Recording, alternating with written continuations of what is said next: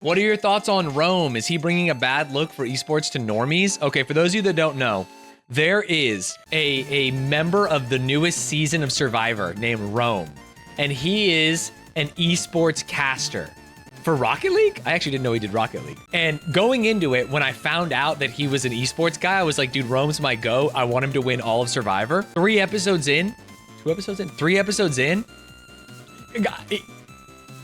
I want him voted off, and he is playing an excellent villain.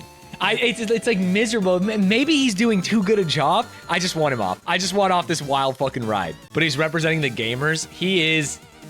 I don't even want to say he's giving the gamers a bad look, because he actually seems like a nice dude. I just think that he is not... He plays so differently to how I would play. He does not mind annoying literally everyone. No, I would not do this. Don't you normally love the villains? I like villains who I think are playing well. I think he's a villain who's playing poorly, personally.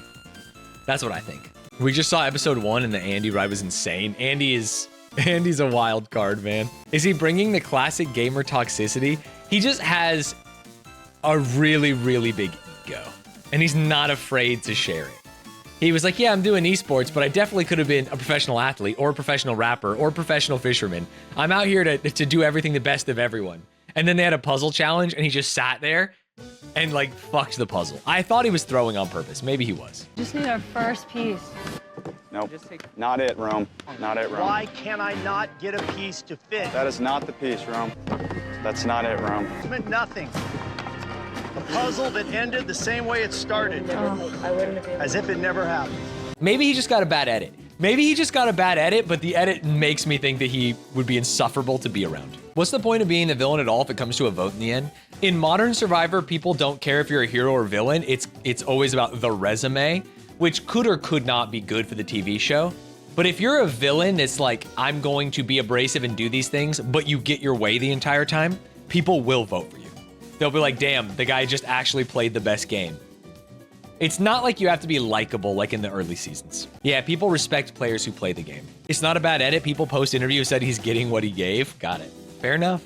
They could just be bitter too, though. Sometimes having the better social game works, but it's not like imperative like it used to be. I miss season 1 vibe of this dude made fires every day. Respect. That's my vote. Season 1 vibe was I'm voting alphabetically, dude. We shouldn't necessarily respect season 1 vibe. Being a dick surely doesn't help in any way. No, being a dick can help, because if you're a dick and no one's gonna vote for you, theoretically, they will keep you in the game. So what you can do is be a dick, get drug along later on, and then 3/4 of the game, maybe you start like winning immunities and playing well. And then by the end, it's like the guy who was a dick but played well, and then 2 people who maybe did nothing the whole game. Who knows? Yeah, they're only out there for like 29 days now, or 26 days instead of 39 days. They took like a week and a half off, which sucks. A real bummer in my opinion. Yeah, Q ruled. Q was a dick, and that made people keep him because they were like, well, no one's gonna vote for him. They let people tweet about their season while it's airing. They have to get it approved and stuff. They get these pictures from Survivor, and they're only allowed to do certain things. And only for the episode that's out that week. Although last season we had like Venus tweeting about all kinds of shit. Venus went nuts. The reason why being a dick would make people not want to vote for you if you don't play well, wait. People will keep someone who's a dick in because they think if you go to the end with them, no one's gonna vote for the asshole, right? I would rather go to the end with like a weak player and an asshole, because then people want to vote for me, the nice guy, who was friendly with them. Basically, you just want to stay in the game. Yeah, it depends on the jury. But the longer you stay in the game, the more avenues you have to like win the game. Scapegoat Hot Girl gets 3rd in like half the seasons. They used to like really lean into that, which is like, here's a model from New York, and she's like 90 pounds, double D's, the nicest girl in the world, gets 3rd, takes her $50,000, goes home. So sick. That was like an archetype in the show for 25 seasons. Yeah, not a bad payday. They don't do that as much anymore. For a while, Survivor was kind of like horny bait.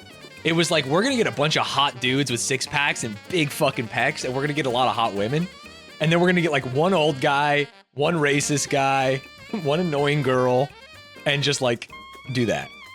But now it's like, hey, we're gonna get 20 people who are between 25 to 32 who are from New York or LA who work at tech startups or are lawyers.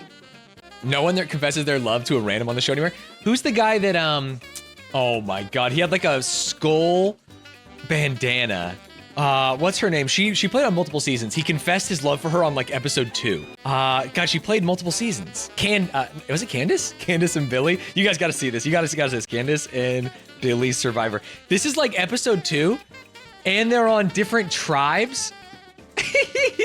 They're like on different tribes and shit, and this is out of nowhere. They're literally, there's no reason for this to happen whatsoever. It's so out of pocket. I feel really bad for you guys. We love you. Love you. That's where it started. My prize was that I fell in love in this game. Love at first sight. Her name is Candace. We sort of mouthed the words "I love you" to one another, and so that was my prize. Dude, Jeff is loving it. He's got the best job in the world. He's going, holy shit, this is real, man. I've never heard anything that surprised me more than what you just said. I think it's just, you know, love at first sight. I think it's just a... So you're absolutely sincere right now. I'm dead serious. Second person voted out of Survivor Cook Islands, Billy. Billy, when he left, and I'm just curious, Billy, when he left, you said that you guys had like love at first sight. And, love at yes, and my jaw just dropped, and I was like, and Billy? That is the weirdest thing I ever heard. So Billy I just gotta ask you. I mean, what do you? Imagine if she said, yes, it was love at first sight. By that. Candace from Raro. Before we left Oh my the God, last Cowboy. challenge, we mouthed the words "I love you" to each other. No, he's.